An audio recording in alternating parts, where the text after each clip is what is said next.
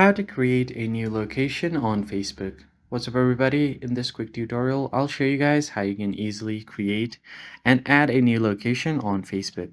First thing first, open up a Facebook application and just make sure that you are logged into your account. Next step is to tap on this big What's on your mind option to update your status. And right here you have different types of activities you can add.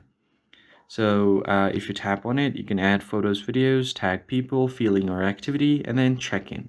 So if you just go ahead and tap on the check-in option and scroll down all the way to the bottom, you'll find add a new place. Now you can just name your place. The address is optional, town and city is optional, and you can select the map location as well. So tap on map location. Now just select a location where you want to add it. So let me just go ahead and zoom in right here. And I'm going to zoom in on this city.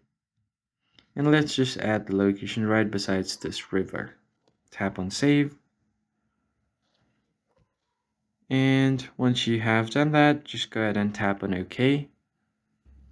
Now you should be able to create a new location right here. So that's pretty much it, guys. Now tap on save custom place and you're good to go. If you found this tutorial helpful, don't forget to leave a like down below and subscribe. I'll catch you guys on the next one.